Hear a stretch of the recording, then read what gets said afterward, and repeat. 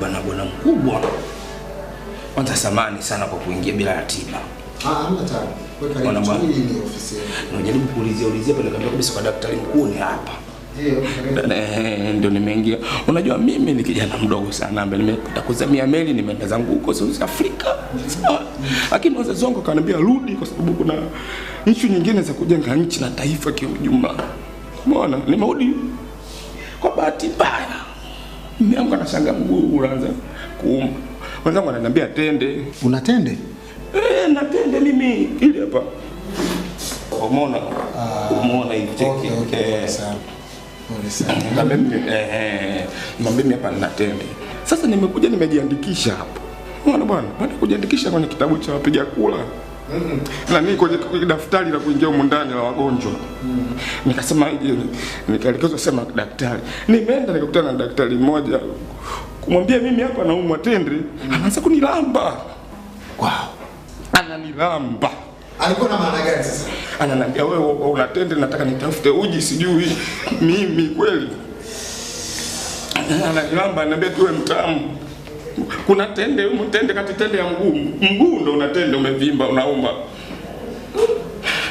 Sasa najua unaika kabisa ungechelewa kufuturu. Kweli. Kwa sababu anaonekana yani anaona kabisa na jazba na mimi. Na hospitali mimi naiamini mselemu mimi bingwa wa kuumwa na akija napona. Yukoje wewe daktari? Mfupi hivi kama sumni. Kebamba hivi kama kafito fulani hivi kakujengea nani mijengo ya choo Daktari Masu huyo hapo. Yaani hapa wagonjwa kile nikuja hapa kumlalamikia yeye. Sio na matatizo gani huyu daktari? Yaani sio nimepata matatizo gani mimi yani? Pole sana kijana. Wewe acha, mimi sijategemea kabisa. Na nakwambia hili swala sidhani kama unaweza kumweka daktari kama yule katika shule yako hii. Kwa sababu naamini kabisa shule hii ni nzuri kushinda shule zote katika hospitali hii. Hospitali ni nzuri sana mselemu. Sisi tunajua hilo swala. Kwa nini unakuja madaktari wapumbavu wana akili? Yaani unamwona kabisa kama yule ni punguani. Pole sana. Ningempiga. Basi usishike. Mimi nitafanyia kazi sawa? Haya.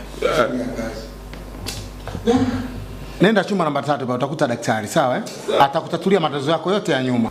Anashughulikia matatizo yangu. Anashughulikia matatizo yako yote haya. Sawa. Pole sana kijana. Kwa kama nyinyi wote. Hayo kwenye urais unapita yani. Mwenzako nilikatwa wewe. Ulikatwa. Mara hizo. Ujumba tu.